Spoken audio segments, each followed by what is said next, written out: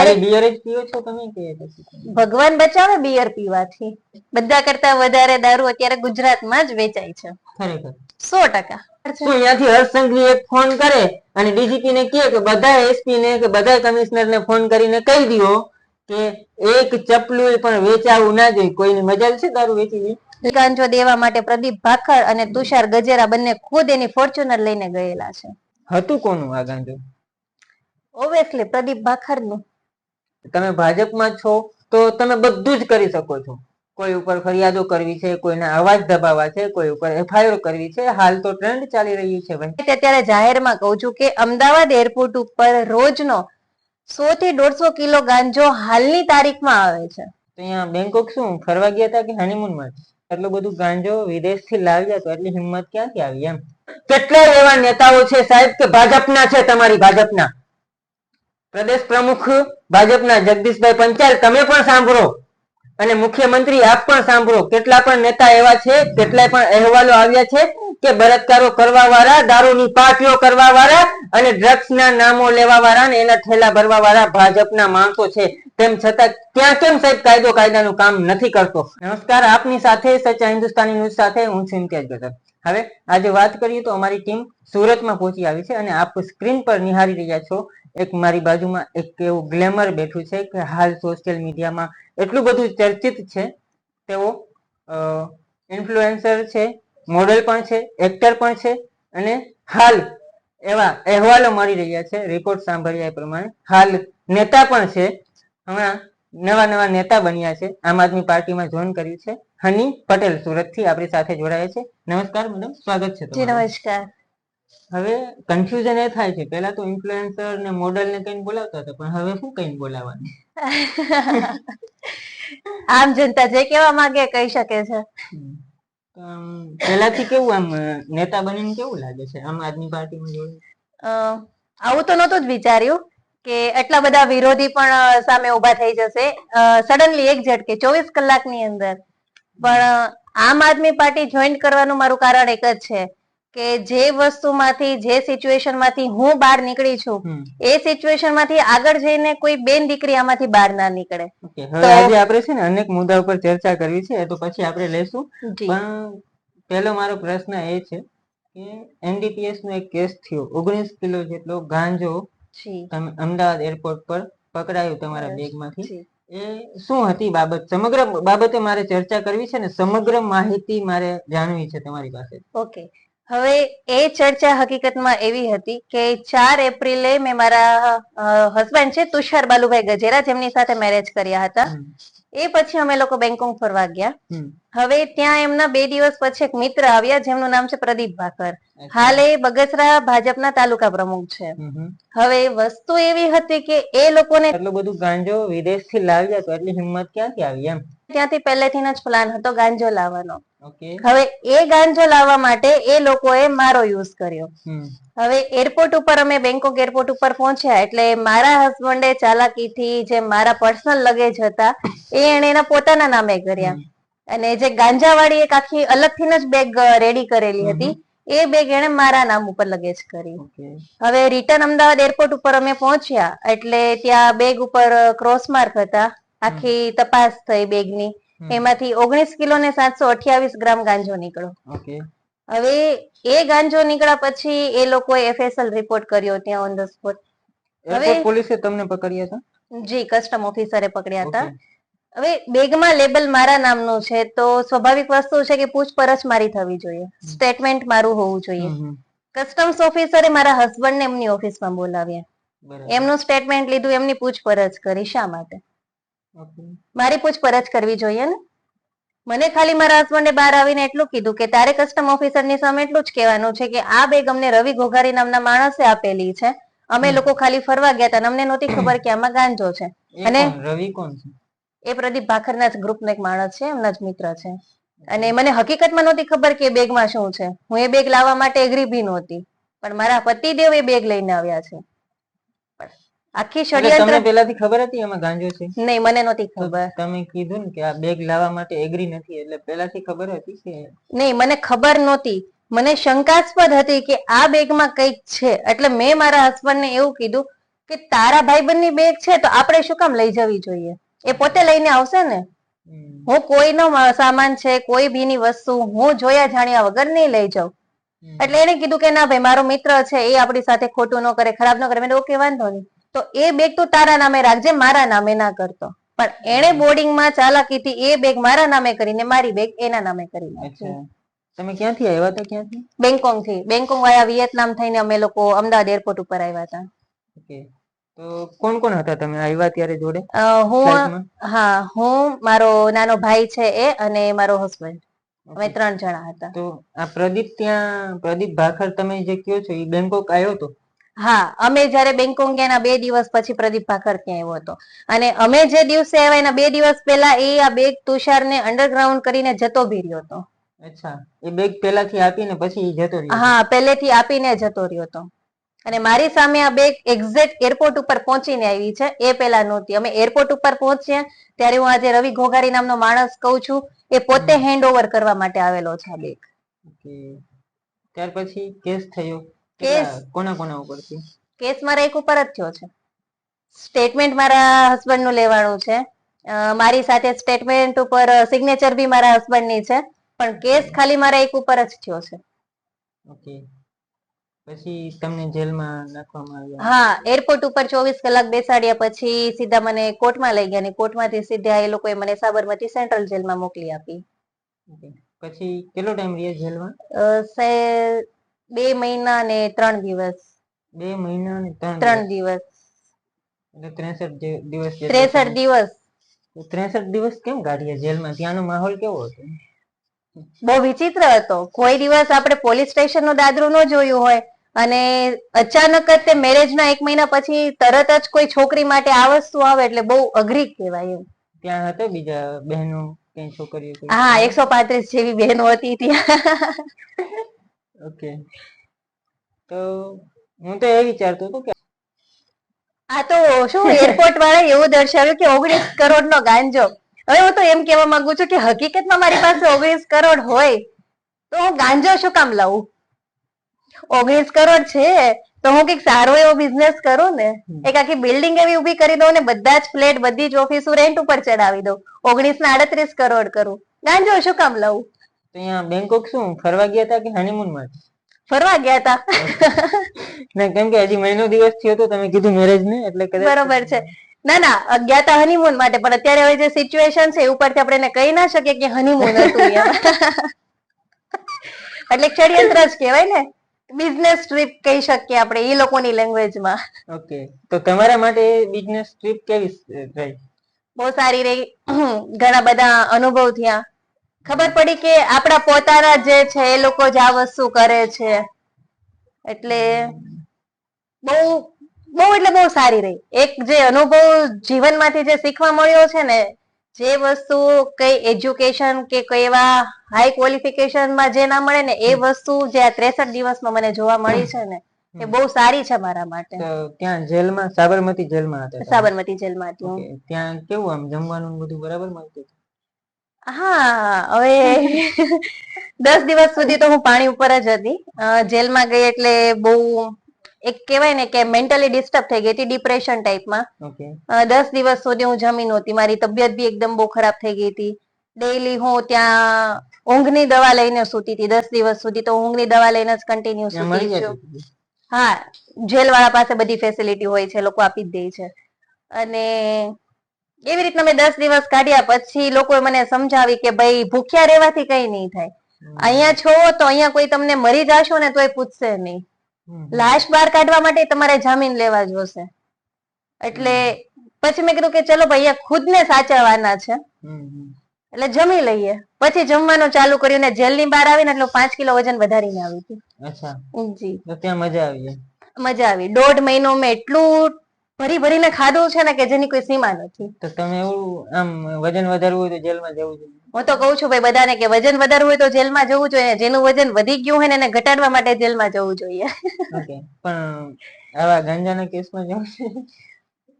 એ તો કોઈ પોતાના પતિ ઉપર વિશ્વાસ કરીને જો મારી જેમ જાય ને પતિ બહુ સારા હોય ને આવી રીતના ફસાવી દે તો પછી ગાંજાના કેસમાં જવું પડે. ચલો હવે આપણે મેઇન ટોપિક પર આવીએ. તો ગાંજો આવ્યો 19 કિલો તમારા બેગ માંથી નીકળ્યો, એ બેગ તમારા નામનું હતું એવું તમારું કેવું છે?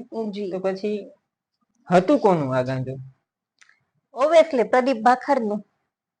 કઈ રીતે કહી શકો તમે? બેગ એને આપી હતી ને મારા હસબન્ડ ને. ઓકે, તો પછી તમારા હસબન્ડે એમ કબૂલ કર્યું કે આની છે બેગ? એને તો ખબર જ હતી. એને મને એરપોર્ટ ઉપર જે કસ્ટમ ઓફિસર ને મળીને આવ્યા પછી એમ કીધું કે આપણે પ્રદીપ ભાખરનું નામ નથી લેવાનું. પ્રદીપ સાથે મારે વાત થઈ ગઈ છે, એને એમ કીધું છે કે ડાયરેક્ટ તને કોર્ટમાંથી છોડાવી લેશે, તું એનું નામ ના લેતી. તો પછી કોનું નામ લીધું? રવિ ગોગારીનું. ઈ કોણ છે રવિ ગોગારી? પ્રદીપ ભાખરનો મિત્ર જે એરપોર્ટ ઉપર બેગ આપવા આવ્યો હતો ત્યાં બેંકોક. ઓકે, તો પછી અહીંયા રવિ ગોગારીનું નામ લઈને એમને ફસાવા માંગતા હતા, એવું કઈ પ્લાનિંગ હતું કે પછી રવિ ગોગારીનું એવું જ અહીંયા કઈ સેટિંગ હતું કે એનું નામ આપવાથી છૂટી જશે એમ? પોતાનો આ બધાએ છે ને પોતાનો બચાવ કરવા માટે બધી જ વસ્તુ મારી ઉપર નાખી દીધી છે. આ એક આખું ષડયંત્ર છે. અને હું તો મીડિયા સામે અત્યારે જાહેરમાં કહું છું કે અમદાવાદ એરપોર્ટ ઉપર રોજનો 100 થી 150 કિલો ગાંજો હાલની તારીખમાં આવે છે. અત્યારે હાલની તારીખમાં આવે છે. ઓકે, હું એક જ કેમ ફસાણી? મને એકને જ કેમ પકડી? અચ્છા, વિચારવા જેવી વસ્તુ છે. બહુ મોટો પ્રશ્ન છે આ. તો આપણને તો અત્યાર સુધી ખબર નથી, બાકી તો ત્યાં પકડાઈ જ જાય. પણ આમનું કેવું છે અને એમનો એવો આક્ષેપ છે કે દરરોજના માટે અમદાવાદ ઇન્ટરનેશનલ એરપોર્ટ પર 100 કિલો જેટલો ગાંજો દરરોજ આવે છે, કોઈ જ પકડાતું નથી. અને હું જ કેમ ફસાણી? કેમ કે હવે પ્રશ્ન તો એ ઉભા થાય છે, જો આ વાત ખરેખર સાચી હોય તો આ ગાંજો ક્યાંથી આવે છે, કોના ઈશારે આવે છે અને કોની છત્રછાયામાં આવે છે, અને એમાં કયા મોટા દરજાના અધિકારીઓના હાથ છે અથવા તો મોટા નેતાઓના હાથ છે, એ પણ ખુલવું જોઈએ. એના ઉપર પણ ખુલાસો થવો જોઈએ. હાલ આપણા ગૃહમંત્રી હર્ષ સંઘવી ગૃહમંત્રી હતા અને હાલ એમને પ્રમોશન મળ્યું, ડેપ્યુટી સીએમ એટલે કે નાયબ મુખ્યમંત્રી બન્યા, ત્યારે પણ કહેતા હતા અને હાલ પણ કહે છે કે નશાના રવાડે અમારે ગુજરાતની જનતાને નહીં ચરવા દઈએ, ડ્રગ્સ કે કંઈ પણ અમે ગુજરાતમાં નહીં ઘૂસવા દઈએ. પરંતુ સાહેબ તમને પણ ખબર છે, મુખ્યમંત્રી શ્રી આપને પણ ખબર છે, ગુજરાતની જનતાને પણ ખબર છે, દારૂબંધી છે, તેમ છતાં દરરોજ દારૂ ગુજરાતનો કોઈ એવો ખૂણો નથી કે ત્યાં વેચાતું નથી, અને દરરોજ દારૂ દરેક જિલ્લામાં પકડાય છે.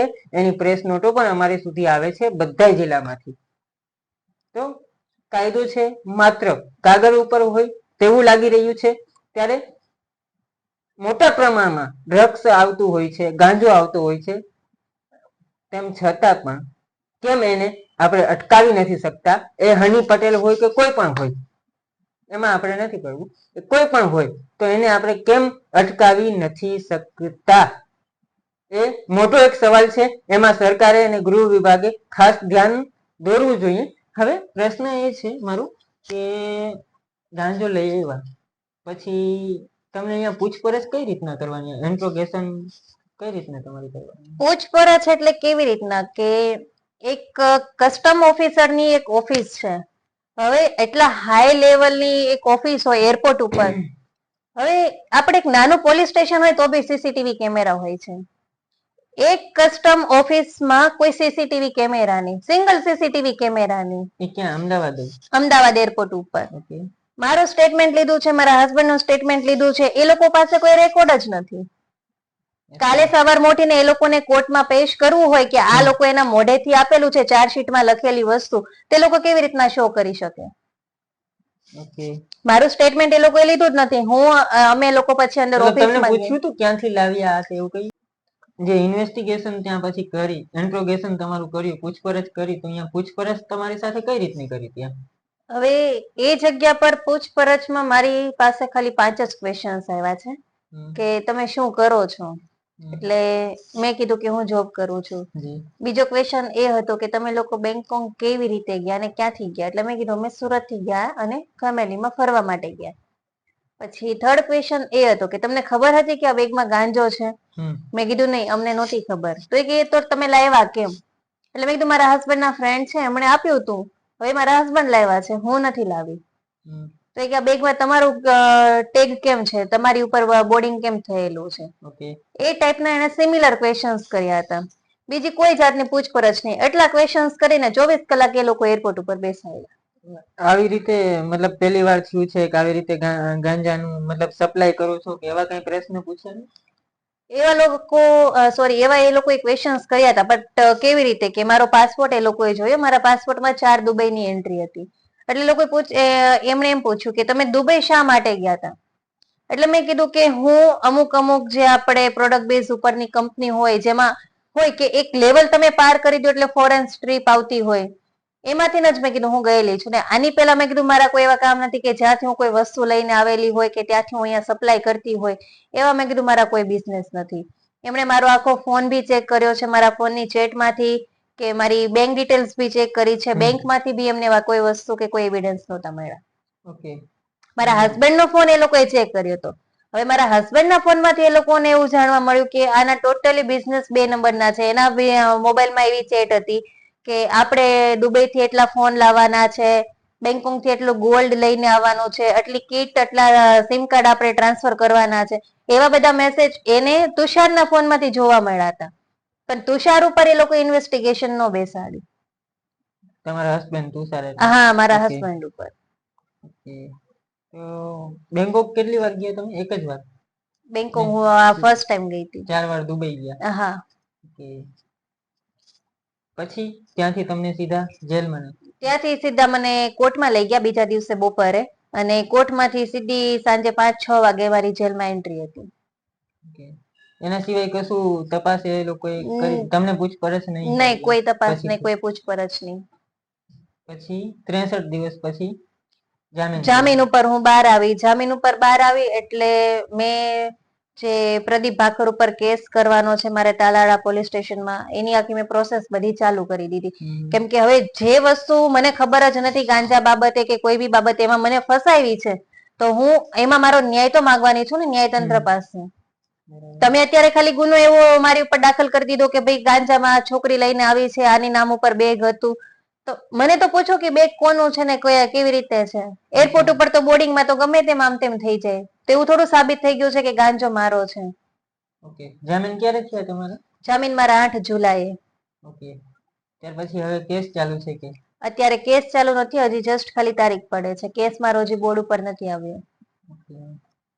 તો તમને કોના ઉપર શંકા છે? કે પ્રદીપ ભાખર ઉપર તમે જેમ કીધું એ, તો એના સિવાય બીજો કોઈ શંકા? એમાં તમારા ઉપર કેમ એવું મતલબ કરી શકે? કઈ તમારે પર્સનલ દુશ્મની કઈ એવી કરી? હવે જે મેં કેસ દાખલ કરેલો છે તાલાળામાં 376 ના કેસમાં, ગુનામાં, હવે એ વસ્તુમાં મેં પ્રદીપ ભાખરને વોર્નિંગ આપેલી હતી કે હું ઇન્ડિયા પહોંચીને આની ઉપર કાર્યવાહી કરીશ. એટલે મને ડાઉટ છે કે એ વસ્તુ દબાવવા માટે એને પહેલેથી જ એનો રસ્તો સાફ કરી નાખ્યો કે આ જેલમાં જતી રહેશે એટલે મારી ઉપર કોઈ કાર્યવાહી નહીં થાય. એટલે પેલા તમે આ 376 વાળી જે બાબતો ચાલી ત્યાં ગીરમાં, જી બરાબર, એ તો અમે જોયું હતું. અને ત્યાર પછી તમે બેંકોક ગયા હતા? હા, પણ એ ટાઈમે નહીં, એ ટાઈમે છે ને હજી મેં કોઈને વાત નહોતી કરી. આ બધી જે વસ્તુ હતી એ મેં કોઈને વાત નહોતી કરી, કેમ કે એ ટાઈમે મને ધમકાવતો તો, બ્લેકમેલ જ કરતો હતો કે તારા ફોટો વિડીયો હું વાયરલ કરી દઈશ, હું તને બદનામ કરી નાખીશ, હું તને સમાજમાં કે ચાલવા જેવી નહીં રહેવા દઉં. આ બધી વસ્તુ થયા પછી ચૂપચાપ મેં એની બધી વાત માની. પછી અમે બેંકોક જવાનું નક્કી કર્યું. બેંકોક ગયા પછી પાછળથી એ આવ્યો ત્યારે મેં એને વોર્નિંગ આપી હતી કે આ બધી વસ્તુની કાર્યવાહી હું ઇન્ડિયા પહોંચીશ એટલે હું તારી ઉપર લીગલ એક્શન લેવાની છું. એટલે એને મને એવું કીધું કે તું મારું કઈ નહીં બગાડી શકે. હું કે ભાજપની સત્તામાં છું કે મારી પાસે કે મોટા મોટા નેતાઓના મંત્રીઓના હાથ છે, તો ગમે એટલી કોશિશ કરીશ ને તોય કે તું મારું કઈ નહીં બગાડી શકે. અને કે પેલા તું ઇન્ડિયા સહી સલામત પહોંચીશ પછી કે કઈક કરીશ ને. મેં કીધું વાંધો નહીં, જોઈ લઈએ. તમને ત્યારે એવું ના લાગ્યું કે આ ગમે તે ષડયંત્ર કરી શકે એમ? એટલે તો એ બેગ ઉપર મને ડાઉટ હતો ને, એટલે જ મેં મારા હસબન્ડ ને કીધું કે આ બેગ તું તારા નામે કરજે, મારા નામે ન કર. તમારો હસબન્ડ એની સાથે મળેલો હતો? 100%. એરપોર્ટ ઉપરથી મને લાગ્યું કે મળેલો હતો, પણ ત્યારે તો મારી પાસે કોઈ ઓપ્શન જ નહોતો, કેમ કે હું બેંકોકમાં ફસાયેલી હતી, તો ત્યાંથી મારે ઇન્ડિયા તો પહોંચવું જ હતું ગમે એમ કરીને. પણ મને એ વસ્તુ નથી ખબર કે એ જે બેગ છે ગાંજાની બેગ મારા નામ ઉપર કરી નાખશે. મને તો આ વસ્તુ એરપોર્ટ ઉપર અમે અમદાવાદ પહોંચ્યા પછી ખબર પડી કે આ બેગ એને મારા નામે કરેલી છે. મતલબ તમારા ઉપર ષડયંત્ર કર્યું? આખું એને ષડયંત્ર જ કર્યું. પ્રદીપ ભાખરે 376 ની જે ફરિયાદ છે એ દબાઈ જાય એ મામલો ઠારે પડી જાય અને તમે જેલમાં જતા રહો, એટલે તમારો આક્ષેપ એવો છે? હા, ટોટલી વસ્તુમાં. અને આમાં જે ગાંજાવાળી મેટર છે એમાં તુષારનો હાથ છે, પ્રદીપ ભાખરનો હાથ છે, આનંદ કાકડિયાનો હાથ છે. આનંદ કાકડિયાના દમ ઉપર એ ભાઈ વધારે ઉછળતા હતા એ ટાઈમે, કે એના પપ્પા ધારાસભ્ય છે તો એ મારું કઈ નહીં બગાડી શકે, તું કે મારું કઈ નહીં કરી શકે. એના બધા આવા ધંધા ચાલે જ છે ઓલરેડી ગુજરાતમાં. એટલે જોવા જેવી વાત છે. તો મને આ બધા લોકો ઉપર ડાઉટ છે, અને ડાઉટ ને હું તો શ્યોર કહું છું, અને હું તો કસ્ટમ એરપોર્ટ ઉપર સામે નોટિસ નાખવાની છું કે ભાઈ આની ઇન્વેસ્ટિગેશન બેસાડો. પૂછપરછ નથી કરી ક્રાઇમ બ્રાન્ચમાં, આની ઇન્વેસ્ટિગેશન બેસાડો. તમે જાણો કે આની પાછળ કોનો હાથ છે. તો મતલબ આને ખાસો સમય થઈ ગયો. જી. તમે છૂટીને એવા પછી જો આ પહેલાથી હતું તો તમે હમણાં થોડાક દિવસથી અમે જોયું કે સોશિયલ મીડિયામાં વિડીયો વહેતા થયા, તો અત્યાર સુધી કેમ ના કર્યું એમ? પહેલા અત્યાર સુધી એમાં હતું એવું કે હું કોઈ પાર્ટી કે સત્તા સાથે નહોતી જોડાઈ. આમ જનતા બનીને જો હું આ વસ્તુ કરત ને તો પબ્લિકને મારી પર વિશ્વાસ ન આવત. કોઈ વસ્તુ માનવા તૈયાર ન થતા. અત્યારે લોકો મને હાલની ઘડીએ લોકો મને શકની નજરે જોવે છે. બધા એમ કહે છે કે ભાઈ આ ગંજેડી છે, કે આ નશેડી છે, કે આ ગાંજો લાવી છે. પબ્લિક ને લોકો જે બતાવે છે એ નક્કી કરી લે છે. તમે આમ આદમી પાર્ટીમાં ક્યારે જોડાયા? હું 12 તારીખે. ત્યાર પછી તમારા વિડીયો વહેતા થયા? ત્યાર પછી મારા વિડીયો વહેતા થયા. અને એ લોકોએ ડાયરેક્ટ બિયર જ પીઓ છો તમે કે ભગવાન બચાવે બિયર પીવાથી? ગ્લાસ ભરવાથી એવું સાબિત નથી થઈ જતું કે હું બિયર પીઉં છું. અને કદાચ ચલો કે બાય ચાન્સ મેં ક્યારેક બિયર પી બી લીધું તો અત્યારે તો નાના છોકરા હોય, પથરી હોય, તેના પપ્પા સામેથી બિયર પીવડાવે છે. ચલો બિયર પીએ, ઇલેક્ટ્રિક વેપ પીએ, હવે એનાથી કોઈ સામે વાળા માણસને આપણે નુકસાન તો નથી પહોંચાડતા ને? તો એ વિડિયો ક્યાં ના હતા? જે બિયર નો જે વિડિયો હતો, જે બિયર નો વિડિયો છે એ દીવ નો છે. અને એ ગ્લાસ એકચ્યુઅલી મારા પતિદેવ નો હતો, અને એને વિડિયો ઉતારી લીધો છે અને મને ખબર નહોતી. મજાક મસ્તી ફન માટે મેં ખાલી એનો ગ્લાસ ભર્યો હતો. પછી જે મારા ઇલેક્ટ્રિક વેપ વાળા વિડિયો છે મારા દુબઈ ના છે.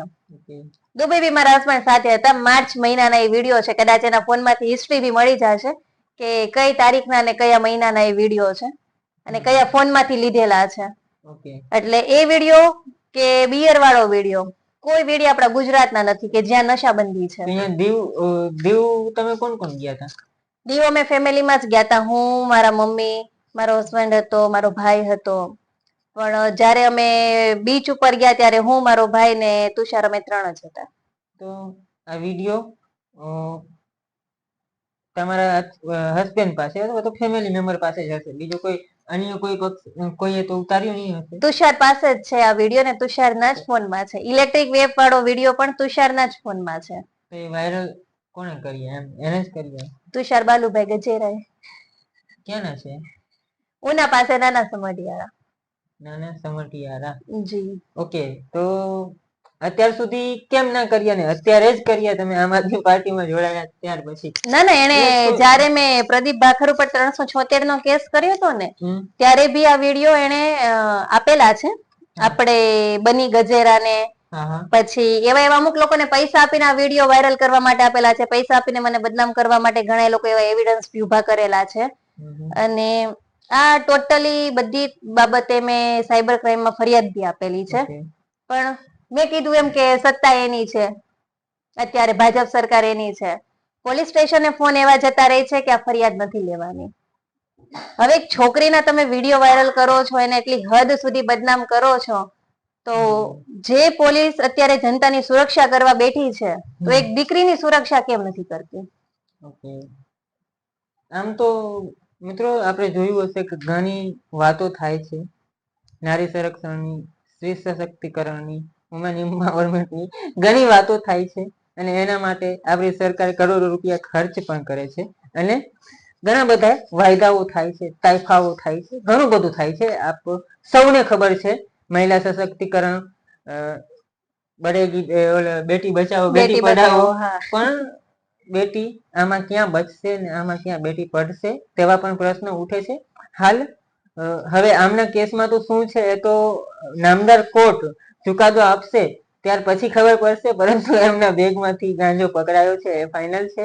અને એનું પરિણામ તો આપણે સાચું ત્યારે જ કહી શકશું કે કોર્ટ શું ચુકાદો આપે છે અને કઈ રીતે આપે છે તે જ માનીને ચાલવું પડશે. ન્યાયતંત્ર છે અને ન્યાયતંત્ર તમામ ઉપર ન્યાય કરતું હોય છે, પરંતુ અમુક લોકો ભાજપમાં હોય તો એમને એમ લાગતું હોય કે અમે કંઈક છીએ, એમને બધી સત્તાઓ મળી જાય છે. તમે ભાજપમાં છો તો તમે બધું જ કરી શકો છો. કોઈ ઉપર ફરિયાદો કરવી છે, કોઈના અવાજ દબાવવા છે, કોઈ ઉપર એફઆઈઆર કરવી છે. હાલ તો ટ્રેન્ડ ચાલી રહ્યું છે ભાઈ, ધારાસભ્ય હોય વિપક્ષના એ અવાજ ઉઠાવે સત્તા સામે તો એ સહન નથી કરી શકતા અને એની ભૂલો છે એ સ્વીકારી નથી શકતા. ધારાસભ્યો અવાજ ઉઠાવતા હતા, વિપક્ષ અવાજ ઉઠાવતું હતું, એ આમ આદમી પાર્ટી હોય કે કોંગ્રેસ હોય ત્યાં સુધી બરાબર હતું. પણ હવે તો ટ્રેન્ડ નવું ચાલી રહ્યું છે. આપણે સાંભળ્યું છે કે મીડિયા ઉપર પણ પત્રકારો ઉપર પણ એફઆઈઆર હમણાં જ અમારા વરિષ્ઠ પત્રકાર એવા જગદીશભાઈ મહેતા ઉપર પણ એફઆઈઆર થઈ અને એ પણ બોલતા હતા અને જે ભૂલો છે એ જણાવતા હતા અને સાથે એ પણ કહેતા હતા કે આનો ઉકેલ આવી રીતે લાવી શકાય, બરાબર. તેમ છતાંય પણ આ લોકોથી સહન ના થયું હોય કે ગમે તે ષડયંત્ર હોય, ગમે તે ષડયંત્ર રચી અને તમારી જોડે તમે કયો છો, તમારો આક્ષેપ પણ એવો છે કે 376 નો જે આ છે કેસ એ દબાઈ જાય એના માટે તમારા ઉપર આવો કેસ કરાવવામાં આવ્યું કે ષડયંત્ર કરવામાં આવ્યું, પણ બેગ તો તમારો જ હતો એટલે એના કઈ વધારે તો તમે કઈ રીતે કહી શકો કે એને જ આપ્યું છે. એ તો એના કઈ તો પુરાવા મળવાના નથી. એના પુરાવા આપણે શું કહેવાય કે અહીંથી ના મળે. ચલો, એટલે તો કહું છું ને, ઇન્વેસ્ટિગેશન બેસાડો, ક્રાઇમ બ્રાન્ચ બેસાડો. હવે એટલા વર્ષોમાં હું પહેલી એવી વ્યક્તિ તો નહીં હોય કે અમદાવાદ એરપોર્ટ ઉપર ગાંજામાં પકડાઈ છું. આની પેલા બી ઘણા લોકો પકડાયા છે, સેમ બેગ વાળા ઘણા લોકો પકડાયા છે. ઇન્વેસ્ટિગેશન બેસાડો કે આની પાછળ હાથ કોનો છે ને લાવે છે કોણ.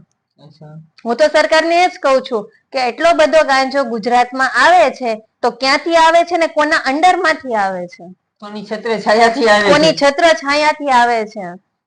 અને તમે એ પણ કીધું હમણાં કે દરરોજના માટે ગાંજો આવે છે 100%. તમને કઈ રીતે ખબર?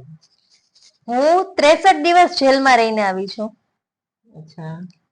મારા પછી 2-3 લેડીઝો બિચારી ગાંજામાં આવી છે. લેડીઝો જ કેમ આવે?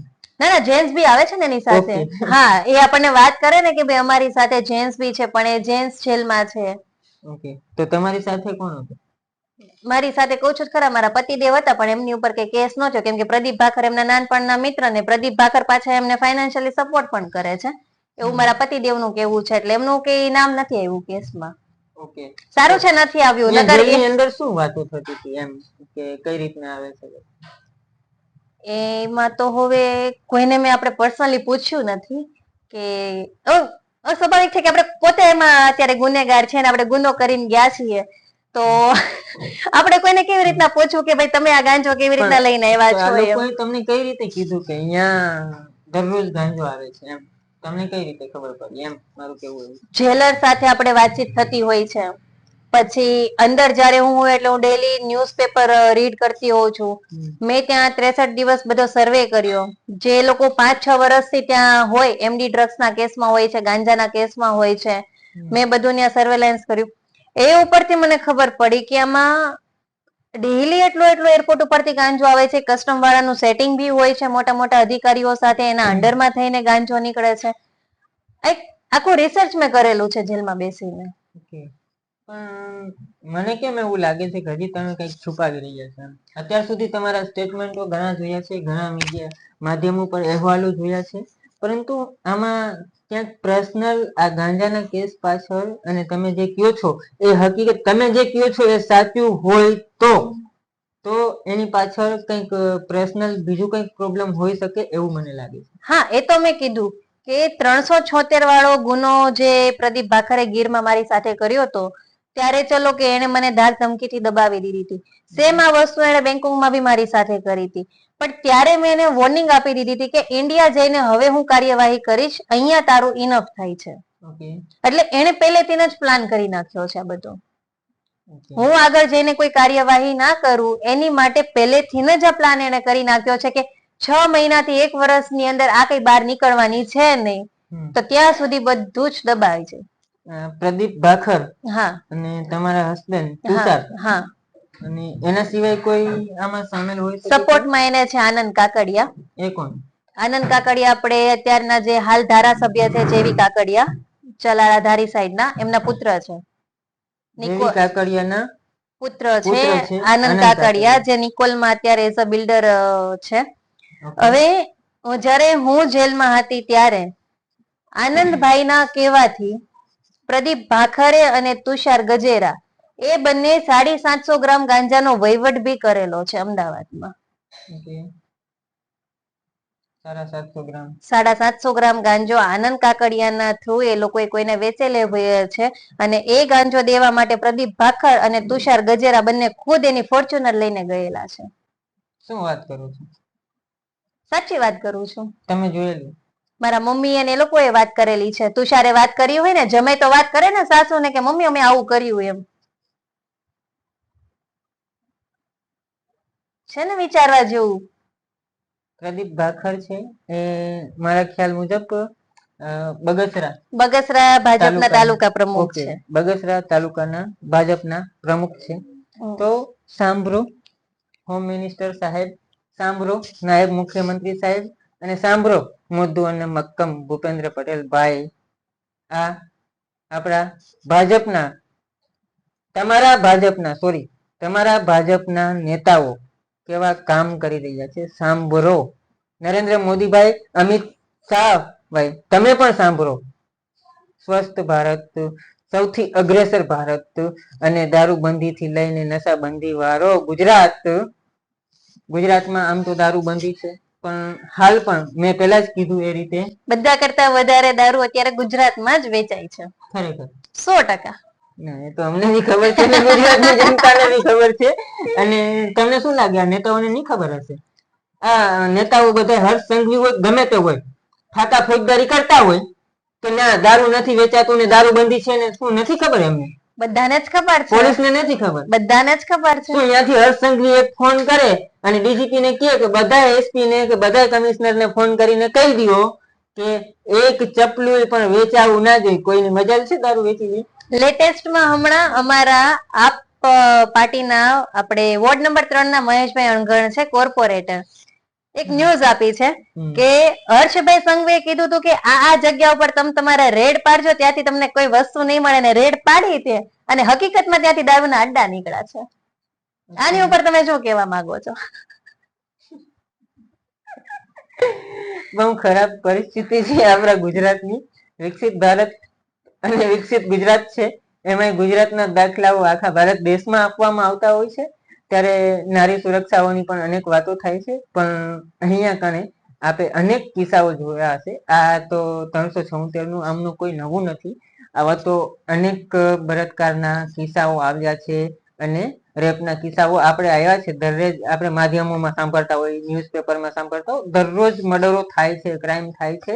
નારી સુરક્ષાની વાત કરીએ આપણે કે ના, ગુજરાતની બહેનો છોકરીઓ સલામત છે, સુરક્ષિત છે. ગુજરાતમાં 2 વાગે રાત્રે પણ એકલી દીકરી નીકળી શકે છે, પરંતુ એવું છે ખરું? નહીં, અમે નથી નીકળી શકતા. તો વાતો તો કરે છે સરકાર. આપણી મારો ખુદનો એક્સપિરિયન્સ કહું છું.